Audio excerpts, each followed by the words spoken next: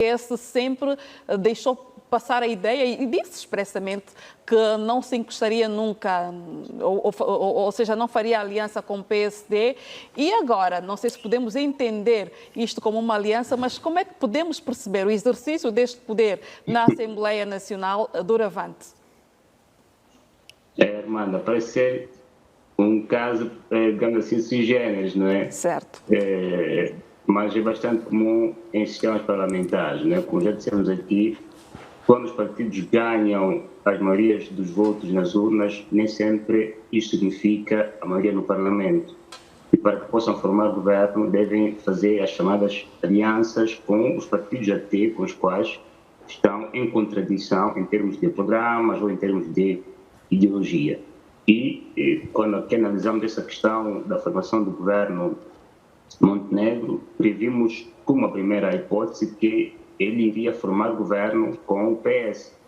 E esta partilha da presidência da Assembleia Portuguesa pode ser um prenúncio de um governo PS e AD, ou seja, PS, PSD, porque o PSD está dentro da Aliança Democrática com outros dois partidos, o que também não seria a primeira volta na história portuguesa. Já houve algo semelhante, creio, na década de 80, quando o PS, não tendo a maioria no Parlamento, em uma situação bastante crítica, teve que formar governo também com o PS, ou teve que contar com o PSD, aliás, para formar governo.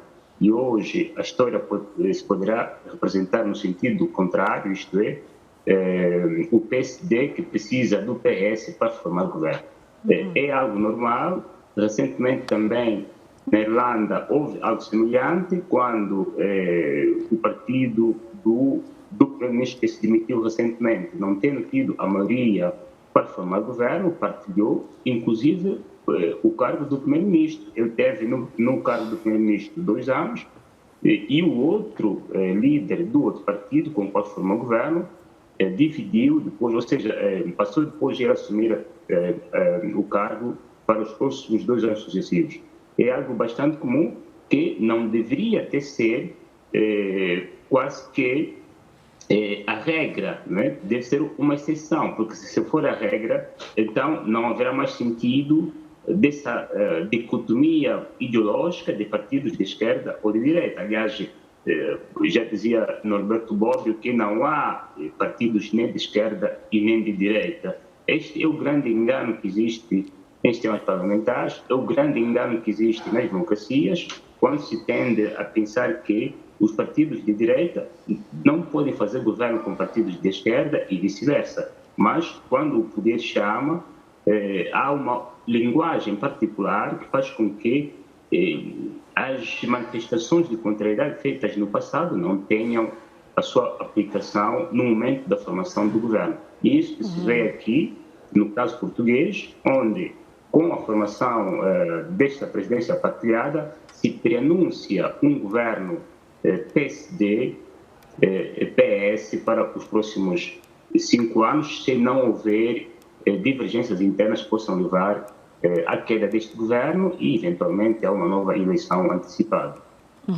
Eu pergunto-lhe novamente assim, Issao, esta decisão fundamenta-se, ou seja, que bem fundado exatamente os dois partidos pretendem tutelar com esta decisão que contraria completamente o que foi dito pelos dois ao longo da campanha eleitoral e no dia das eleições também. O que é que está aqui em causa? O que é que pretendem proteger com esta, digamos, viragem brusca no contexto? Bem, o bem fundado que poderão estar a defender é evitar a chegada ao poder ou a participação no governo do Partido Chega. Né? Como dissemos aqui também muitas vezes, o Partido Chega é de extrema-direita, o PS é de centro-direita. Imaginemos na componente da imigração. O Partido Chega é um partido anti-imigração, ou pelo menos uma imigração de massa descontrolada. O PSD tende a ter uma linha mais moderada em relação ao fenômeno migratório e, por consequência, é mais próximo ao PS do que ao Partido Chega. O receio é esse, que ao formar-se um governo com o Chega, o PSD tenha que satisfazer os interesses da extrema-direita do Partido Chega. E para evitar que isso aconteça, então prefere aliar-se mais para centro-esquerda, com o PS, e com o qual tem algo muito mais próximo, tem uma linha de pensamento muito mais próximo do que com o Chega. E depois também porque ambos os partidos, isto é, o PS e o PSD, são partidos do sistema, né? Não são partidos antissistêmicos, são partidos do sistema português. Certo. Nos últimos 25 anos, são eles quem governaram Portugal. Com o PS a ter mais governos, isto é, teve 9 governos, o PSD teve 5 governos, mas foram eles quem dominam a cena política portuguesa. Em consequência, tem muito mais interesse em manter o sistema tal como está hoje do que aliar-se com um partido antissistêmico, como é o caso do Partido Chega. Isso pode também estar na fundamentação de uma provável formação do governo entre o partido, entre a Aliança Democrática AD, liderada por PSD, com o partido PS. Ou seja, há interesses de manutenção do sistema político, dos interesses portugueses, da classe dominante, da burguesia portuguesa, dos princípios republicanos portugueses, enquanto uma nação multicultural, com uma história milenar e de intercâmbio cultural com outros povos, e não estar muito próximo a um partido que é o Partido Chega. Mas atenção, isso não são afirmações categóricas. Certo. Se o PSD se encontrar em dificuldades de formar governo com o PS, não admiraria-se depois também formasse o governo com o Partido Chega, mesmo sabendo que é um partido antissistema. Ou seja, tudo está em aberto. A resposta ulterior à sua pergunta, Armanda, vai ser dada daqui a dias, quando virmos os elementos que vão compor o governo Montenegro, se for formado. Desta segunda pergunta, para a qual peço uma resposta muito, muito breve. Partilha das ideias deixadas aqui pelo Raimundo, uma vez até que, olhando para as afirmações de Chega, que sempre disse que o PSD e o PS são gêmeos siameses. Acredita que ele tudo fará para macular o exercício do poder da presidência na Assembleia Nacional só para estragar a festa aos amigos? Mas a sua posição é limitada. Ele tem 50 parlamentares e pronto, poderá ser uma claque e poderá fazer a sua posição, mas não à altura de impedir o normal funcionamento de um governo, a maioria PS e o PSD, não é? Mas a direita tem. Se juntarmos toda a direita, tem muito mais e eles poderão sentir-se traídos. É aqui uma leitura, quem sou eu para fazê-la, mas gostava que também nos apresentasse aqui a sua reflexão a respeito disto. É toda a direita que, na verdade, acabou por ser posta de lado, não é? Não toda a direita, porque quem venceu essa eleição é a direita. Há parte do PSD. Pois, tem uma direita que está no centro e tem uma direita que está mais à direita, não é? Que a direita radical, a extrema-direita, partidos, certo, enfim, tem uma alma muito própria, quase nostálgica dos regimes ditatoriais do passado. E depois tem uma direita que está no centro, né? Que é mais liberal, né? É conservadora, assim, em termos de certos valores costumeiros do país, mas é mais liberal, mais tolerante, é mais multicultural, não é? Mais alinhada com este mundo globalizado e globalizante, não é? Agora, a direita que está no centro é que diz que não quer fazer governo com a extrema-direita, não é o contrário. A extrema-direita quer fazer parte do governo do centro-direita, só que o centro-direita é que não quer, pelo menos nos posicionamentos que foram feitos até agora, não quer que a extrema-direita faça parte do seu governo, naturalmente para evitar ser conotada com essas linhas um bocado nostálgicas do passado. Agora, tem uma sua claque de 50 parlamentares do Chega, um ou outros de outros partidos de direita que são menores, mas não seriam capazes de fazer cair o governo, porque se formar um governo PSD-PS, terá toda a maioria necessária para governar os 5 anos sem dificuldades. Certo. Mas também há uma outra leitura que se pode fazer desta formação da Assembleia Partilhada do Parlamento Português, é que pode estar a desenhar um eventual governo técnico, né? Também isto é uma outra leitura que se pode fazer, ou seja, pode ser que o primeiro-ministro não conseguiu formar governo com o PS, que se refutou em fazer parte deste governo, como não pôde fazer parte também, não pôde formar governo com o Partido Chega, então terão chegado a este acordo de formação de um parlamento com liderança partilhada em duas questões diferentes, para que assim possam eventualmente indigitar um governo técnico para lidar com essas questões orçamentárias e outros elementos afins. E este governo técnico pode durar, imaginemos até a realização de eleições europeias em junho, depois, eventualmente, haverá uma outra eleição, ou seja, tudo está em aberto, é que eu digo, daí que dizemos que vamos aguardar para ver se vai apresentar uma lista do governo e quais são os elementos que farão parte do seu governo, porque se isso não acontecer, há o risco de que se passe de um governo político que saiu dessa eleição para um governo técnico provisório para lidar com questões orçamentárias de Portugal. Os fundamentos que o agora opositor do primeiro-ministro levanta e sustenta para esta acusação de corrupção são baseados numa conversa que teve num contexto familiar com a sua esposa na altura, que era ministra da Justiça. Podem ser levantadas aqui questões éticas ou deve-se simplesmente olhar para o conteúdo da questão?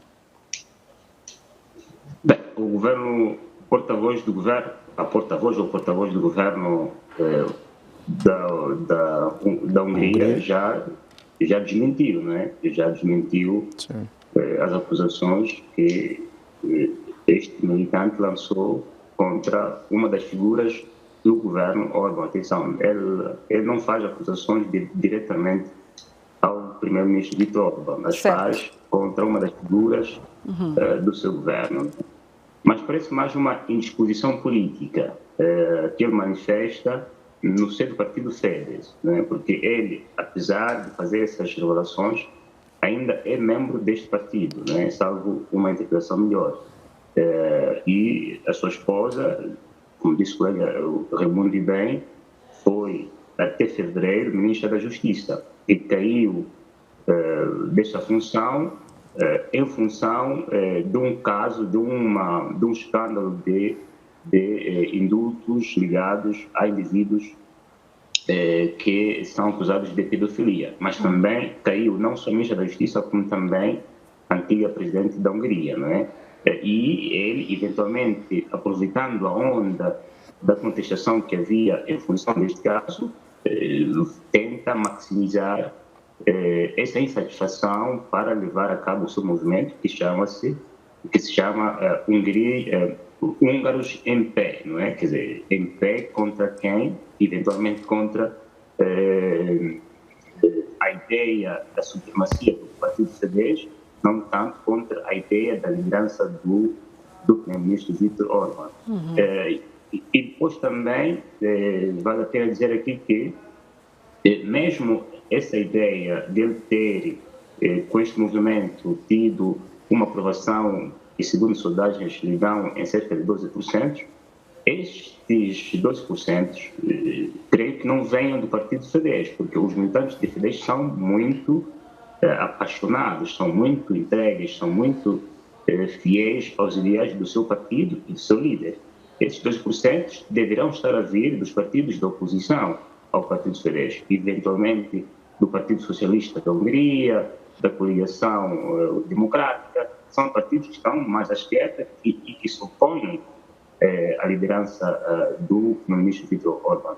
De resto, em termos de movimentação política, de alteração do governo, de queda do governo, essas revelações creio que não terão qualquer efeito impactante, porque o primeiro-ministro Viktor Orbán foi reeleito recentemente, tem a maioria no Parlamento, tem o presidente da República, que é um elemento que também dirigiu o Partido Fidesz, e, por consequência, quer dizer, fica por ali, nessa indisposição política que ele tenta maximizar para, eventualmente, o seu ganho político. Mas também, atenção, porque em política tudo tudo é um jogo, né? Também pode ser que ele queira fazer isso para tentar controlar a insatisfação, nesta altura pré-eleição europeia, de uma franja da população da Hungria que é contrária à governação de Viktor Orbán, para que este controle venha no seio de um movimento que é aliado ao Partido Fidesz, não é? E não tanto um movimento controlado por partidos de oposição, o que também podia levar a uma maximização cada vez mais contrastante ou contrária aos ideais do Partido Fidesz. Ou seja, pode ser tudo isto ou mais alguma coisa, e também pode ser que ele terá ambições de se candidatar às europeias como um candidato independente e, por consequência, vai criticando, vai atacando, vai lançando, digamos assim, flechas contra o governo de Viktor Orbán para tentar ter o consenso político necessário para chegar até as europeias. Israel ignora completamente a resolução do Conselho de Segurança da ONU e intensifica ataques, bombardeamento, nomeadamente na faixa de Gaza. Sente-se Israel confortável pela posição, digamos, algo dúbia do seu grande aliado, Estados Unidos, e também pela posição já manifestada em forma, pelo menos aqui em forma de veto, na resolução proposta pelos Estados Unidos da Rússia e da China. Como é que entende esta, digamos, insistência de Israel, mesmo diante da resolução aprovada? Bem, Armanda, o artigo 25 da Carta da ONU diz que os Estados são obrigados a cumprirem com as resoluções, não é? Todas as resoluções do Conselho de Segurança são de caráter obrigatório. Certo.